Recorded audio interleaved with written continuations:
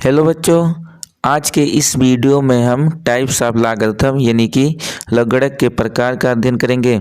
इससे पहले वाले पार्ट में हमने लॉगरिथम के डिफिनीशन और उससे संबंधित कुछ बेसिक पदों का अध्ययन किया। अब इस पार्ट में हम उससे आगे की चीज़ों का अध्ययन करेंगे। तो ये वीडियो को शुरू करते हैं। इस पार्ट का पहला हेडिंग हमारा टाइप्स ऑफ लॉगरिथम यानी कि लघुगणक के प्रकार। अगर हम लघुगणक के प्रकार की बात करें तो अलग अलग बेसों के लिए लॉगरिथम के स्पेशल नाम होते हैं जिन्हें हम लॉगरिथम के प्रकार कहते हैं। इनमें से पहला है हमारा नेचुरल लॉगरिथम, जिसे हिंदी में हम प्राकृतिक लघुगणक कहते हैं। अब हम प्राकृतिक लघुगणक से संबंधित कुछ महत्वपूर्ण बिंदुओं पर चर्चा कर लेते हैं। इनमें से पहला बिंदु पॉइंट है हमारा कि इस लघुगणक को नेपियर लघुगणक भी कहते हैं, यानी कि जो हमारा नेचुरल लॉगरिथम होता है उसे हम नेपियर लॉगरिथम के नाम से भी जानते हैं। दूसरा पॉइंट है हमारा प्राकृतिक लघुगणक का आधार यानी कि जो बेस होता है वो ई होता है। अब यहाँ पर इसे हम ई ना बोलकर कुछ और बोलेंगे। आप में से काफ़ी ऐसे लोग होंगे जो इससे पहले से ही परिचित होंगे, लेकिन मैक्सिमम लोग इससे अनजान हैं। तो यहाँ पर इसका हम संक्षिप्त अध्ययन कर लेते हैं कि ई क्या होता है। जैसे कि आप पाई के बारे में पढ़ते हो कि पाई एक अपरिमेय संख्या होती है, उसी टाइप से ई भी एक अपरिमेय संख्या होती है। और पाई का भी हम मान देखते हैं कि उसका कुछ मान होता है, उसी टाइप से ई का मान भी आप ज्ञात कर सकते हो कि ई का मान क्या होगा। यहाँ पर हम इसके बारे में संक्षिप्त विवरण आपको दे देते हैं कि ये क्या होता है। तो यहाँ पर अगर हम ई की बात करें तो ई एक अपरिमेय संख्या होती है। सबसे पहले आप इसे लिख दोगे, एक अपरिमेय संख्या है और साथ ही इसका अपना एक स्पेशल नाम है, उसके बारे में भी हम जान लेते हैं। जो ई होता है उसे हम यूलर्स नंबर कहते हैं। यहाँ पर हम लिख देते हैं इसका नाम, ये होता है, इसे हम यूलर्स नंबर बोलते हैं। तो आप नाम याद रखेंगे ई को क्या बोलेंगे, तो ई का जो नाम होगा वो हो जाएगा यूलर्स नंबर। उसके बाद जैसा कि बोला गया कि जैसे पाई एक अपरिमेय संख्या है, उसी टाइप से ये भी एक अपरिमेय संख्या है। तो इस बात को भी आप याद रखेंगे कि जो हमारा यूलर्स नंबर है वो एक अपरिमेय संख्या होती है। जैसे पाई का कोई फिक्स वैल्यू नहीं है, केवल हम लगभग मान बताते हैं, उसी टाइप से यूलर्स नंबर का भी फिक्स मान नहीं है, इसका आप लगभग वैल्यू बता सकते हो।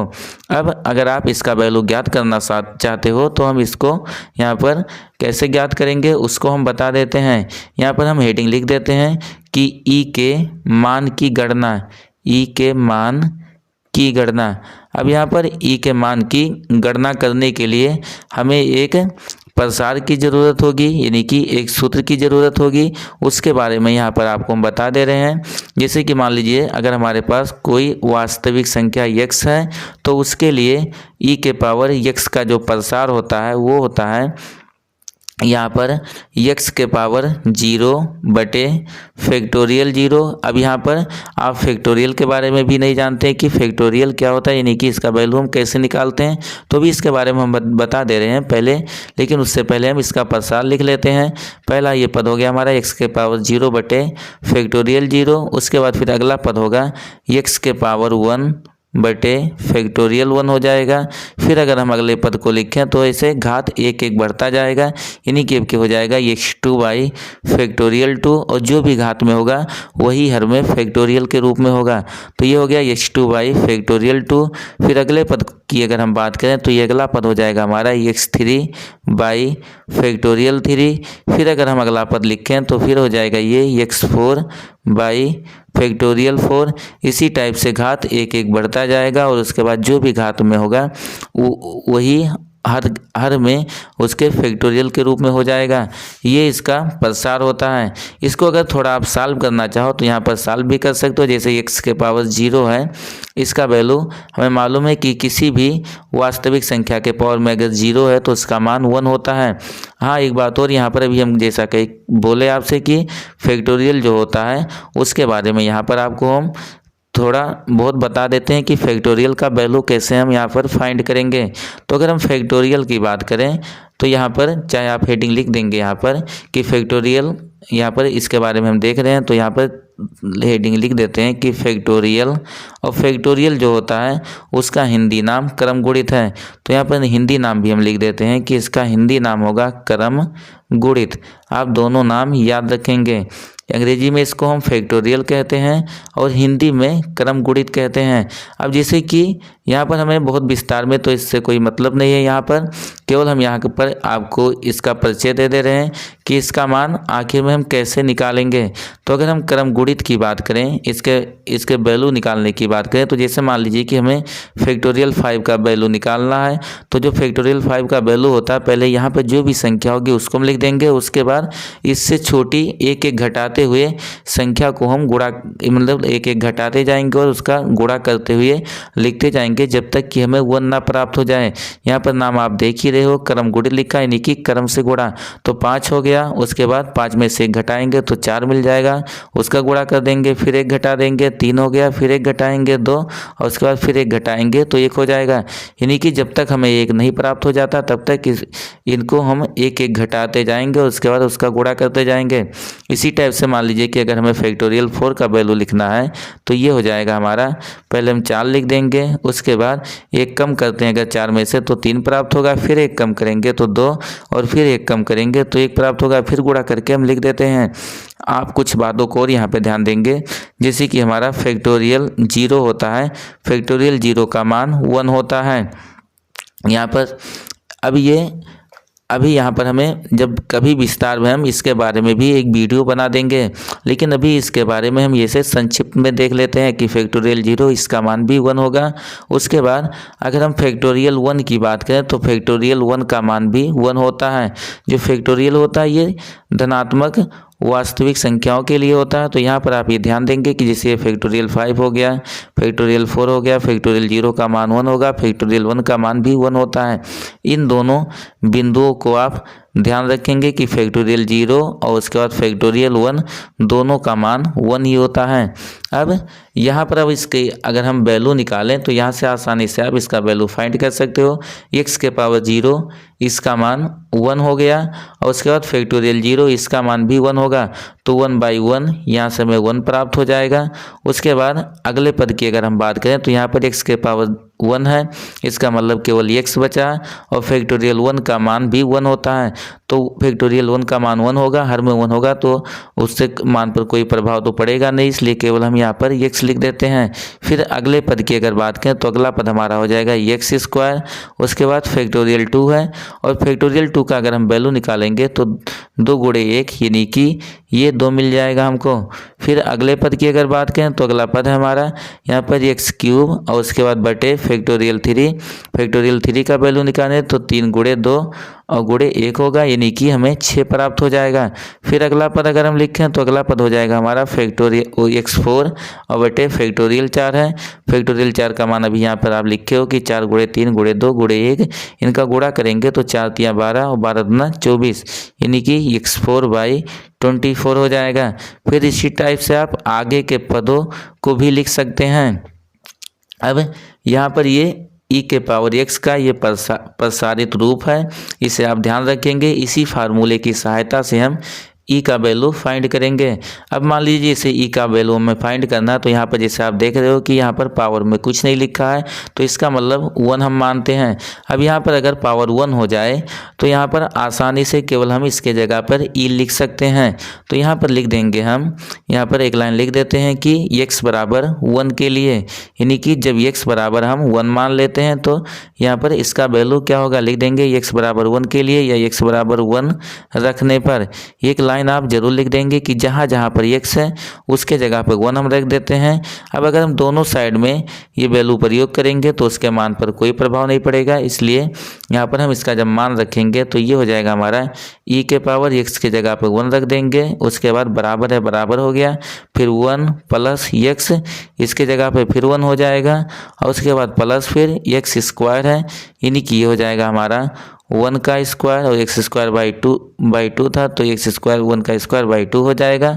प्लस अगले पद की अगर बात करें तो x³ 6 था, x के जगह पर 1 रखेंगे तो 1³ बाई ये 6 हो जाएगा। फिर अगले पद की अगर बात करें तो x4/24 था, अब यहाँ पर हो जाएगा 1 के पावर 4 बाई 24। इसी टाइप से आगे के पद भी होंगे। अब इनको अगर हम सॉल्व करें तो e के पावर 1, इसका मतलब केवल e ही बचा, और उसके बाद यहाँ पर जोड़ देंगे तो 1 1 ये 2 हो जाएगा, और उसके बाद 1/2, 1 का स्क्वायर 1 ही होगा, और 1 में जब हम 2 से यहाँ पर 2 से डिवाइड करेंगे तो ये हमें मिल जाएगा 0.5। और उसके बाद फिर अगले पद की अगर बात करें तो 1 का क्यूब 1 ही होगा, और उसके बाद बटे 6 हो जाएगा, और 1 में जो हम 6 से भाग करेंगे तो यहाँ से हमें मिल जाएगा, इसका वैल्यू हो जाएगा 0.167, ये इसका लगभग वैल्यू होगा। इसी टाइप से आगे के मानों को भी आप लिख सकते हो। अब अगर इनको हम जोड़ते हैं तो यहाँ से जोड़ने पर इस साइड में अगर देखें तो इस साइड में e है, उसके बाद इसको अगर हम जोड़ेंगे तो इसका वैल्यू लगभग हो जाएगा, ये हमारा यहाँ पर 2 है और ये 0.5, यानी कि ये मिल जाएगा हमको। यहाँ से आप जोड़ोगे तो ये लगभग जो इसका वैल्यू आता है 2 यहाँ पर हो जाएगा 667 जब इनको हम जोड़ेंगे। लेकिन अभी आगे भी और भी पद हैं, इनका वैसे एग्जैक्ट वैल्यू, जैसे कि आप पाई का वैल्यू होता है एग्जैक्ट वैल्यू नहीं बता सकते, केवल लगभग मान लिखते हैं, उसी टाइप से इसका भी हम लगभग मान ज्ञात करेंगे। क्योंकि जितने भी पद आप लिखते जाओगे आगे एक पद हमें मिलता जाएगा, इसका कभी अंत ही नहीं होगा। तो यहाँ पर जो ई का लगभग मान होता है वो होता है 2.718। आप इस मान को यहाँ पर याद रखेंगे कि जो ई यानी कि उल्लस नंबर होता है उसका वैल्यू होता है 2.718। यानी कि आगे जैसे जैसे यहाँ पर कोई पद तो माइनस में है नहीं, आगे जैसे जैसे हम पदों को लिखते जाएंगे हमें संख्याएं प्राप्त होती जाएंगी, लेकिन इनका मान बहुत छोटा होता जाएगा, और जब इनको हम जोड़ेंगे तो इसका वैल्यू लगभग 2.718 प्राप्त होता है। ये एग्जैक्ट वैल्यू नहीं है, क्योंकि हम पहले ही पढ़ चुके हैं कि उल्लस नंबर एक अपरिमेय संख्या होती है, तो आप एग्जैक्ट वैल्यू कभी नहीं पाएंगे, ये उसका लगभग मान होता है 2.718।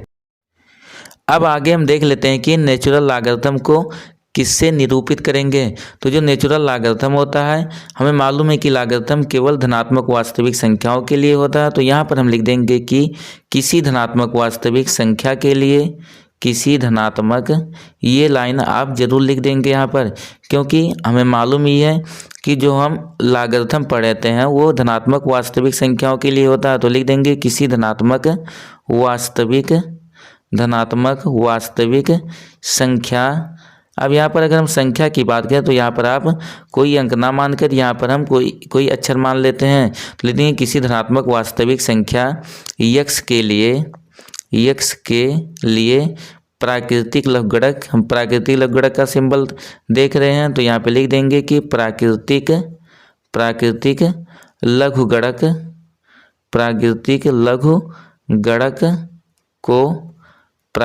लघुगणक को यहाँ पर अब इसके दो सिंबल होते हैं, एक होता है हमारा एलियन। अब यहाँ पर एलियन x के लिए हम देख रहे हैं तो यहाँ पे लिख देंगे एलियन x, या फिर जो दूसरा सिंबल हमारा होता है उसे हम लिख देंगे ये लाग, ऐसे पूरा लिख देंगे। उसके बाद यहाँ पर इसका बेस लिख देंगे।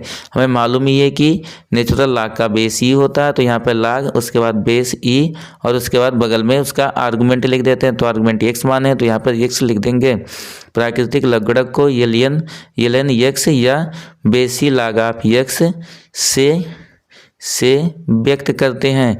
ये इसका व्यक्त करने का तरीका हो गया कि इसे हम कैसे व्यक्त करते हैं, इसके बारे में भी आप जान गए, व्यक्त करते हैं। इस बात को आप याद रखेंगे कि हम नेचुरल लॉगरिथम को किससे व्यक्त करते हैं। तो नेचुरल कोई भी धनात्मक संख्या x अगर हम मान लिए तो उसके लिए नेचुरल लॉगरिथम का जो सिंबल होता है वो होगा हमारा ln x, या फिर बेसी log ऑफ x से व्यक्त करते हैं। ये हमारा नेचुरल लॉगरिथम के बारे में हो गया। अब हम अगला टाइप्स देख लेते हैं।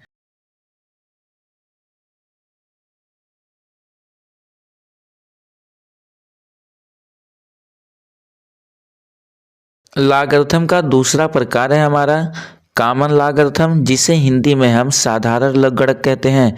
अब इसके बारे में भी हम कुछ महत्वपूर्ण बिंदुओं को देख लेते हैं, जिनमें से पहला है इस लघुगणक को हेनरी लकगड़क भी कहते हैं, यानी कि साधारण लकगड़क का जो दूसरा नाम है वो हेनरी लकगड़क है। उसके बाद अगला पॉइंट है, साधारण लकगड़क का आधार जो बेस होता है वो 10 होता है। हमने नेचुरल लॉग देखा, नेचुरल लॉग का बेस ई था, उसी टाइप से यहाँ पर जो साधारण लकगड़क होगा उसका आधार 10 होता है। हम पहले ही आपको बता चुके हैं कि बेस के आधार पर ही लॉग के अलग लॉगरिथम के अलग अलग नाम है, जिसे हम लॉगरिथम के टाइप्स यानी कि प्रकार बोलते हैं। तो अगर लॉगरिथम का बेस 10 है तो उसे हम कॉमन लॉगरिथम कहेंगे, और अगर बेस ई होगा तो उसे हम नेचुरल लॉगरिथम कहेंगे। फिर अगला पॉइंट है हमारा कि इसको हम कैसे प्रदर्शित करते हैं। वो बोला है कि किसी धनात्मक वास्तविक संख्या x के लिए साधारण लकगड़क को LGX, वहाँ पर हमने देखा था LNX था, यहाँ पर ये होगा LGX या बेस 10 log ऑफ x से व्यक्त करते हैं। तो यहाँ पर कॉमन लॉग को व्यक्त करने के भी दो तरीके हैं। पहला है हमारा LGX और दूसरा है बेस 10 log ऑफ x। उसके बाद नोट में कुछ पॉइंट लिखे हुए हैं, इनको भी हम देख लेते हैं। इनमें पहला है कि जॉन नेपियर ने इकाई के लकगड़क का मान 0 नहीं माना था, यानी कि जो हमारे लकगड़क के खोजकर्ता थे जॉन नेपियर, उन्होंने लकगड़क बोला है कि इकाई के लकगड़क का मान 0 नहीं माना था।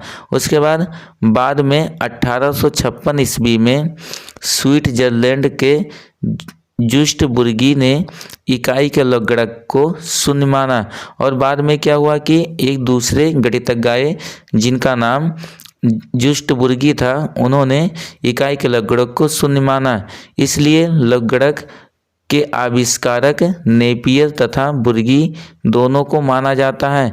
तो आप ये बात ध्यान रखेंगे कि हमने एकदम शुरुआत में पढ़ा था कि लॉगरिथम के जनक नेपियर थे, लेकिन यहाँ पर जैसा कि बोला गया कि इसके अगर हम आविष्कारक की बात करेंगे तो इसके आविष्कारक नेपियर और बुर्गी दोनों थे, क्योंकि बाद में जब हम लॉगरिथम का उपयोग करने लगे तो वहाँ से सिद्ध हुआ कि इकाई के लकगड़क का मान 0 होता है, और ये मान बुर्गी ने दिया था। इसलिए हम लॉगरिथम के आविष्कारक नेपियर और बुर्गी दोनों को मानते हैं। उसके बाद अगला पॉइंट है हमारा, यदि लघुगणक का आधार यानी कि जो बेस होता है वो 2 हो तो उसे बाइनरी लॉगरिथम कहते हैं। यानी कि अगर उसका किसी भी लॉगरिथम का बेस 2 है तो उसे हम बाइनरी लॉगरिथम कहेंगे। और उसके बाद आगे बोला है कि इसका प्रयोग कंप्यूटर साइंस में होता है, यानी कि बाइनरी लॉगरिथम का यूज कंप्यूटर साइंस में होता है। ये हमारे लिए बहुत ही महत्वपूर्ण पॉइंट है, आप इसे याद रखेंगे कि जैसे मान लीजिए किसी भी एग्जाम में पूछा जा सकता है कि बाइनरी लॉगरिथम का प्रयोग कहाँ पर होता है, तो हम याद रखेंगे कि बाइनरी लॉगरिथम का प्रयोग कंप्यूटर साइंस में होता है। ये हमारे लॉगरिथम के प्रकार थे। अभी तक हमने 3 प्रकार के लॉगरिथम देखे, जिनमें से अगर किसी लॉगरिथम का बेस ई हो तो उसे हम नेचुरल लॉगरिथम बोलते हैं, अगर किसी लॉगरिथम का बेस 10 हो तो उसे हम कॉमन लॉग, और अगर किसी लॉगरिथम का बेस 2 हो तो उसे हम बाइनरी लॉगरिथम बोलते हैं। ये लॉगरिथम के 3 प्रकार हैं जिनका अध्ययन अभी तक हमने किया। ये हमारा इस वीडियो का लास्ट टॉपिक था। ये वीडियो आपको कैसा लगा कमेंट में लिखकर ज़रूर बताएं, और अगर वीडियो आपको पसंद आया हो तो वीडियो को लाइक और अपने दोस्तों के साथ शेयर ज़रूर करें। अगर आप चैनल पर नए हो तो चैनल को सब्सक्राइब कर बेल आइकन दबा दें, जिससे कि आने वाली हर वीडियो की नोटिफिकेशन आपको प्राप्त होती रहे।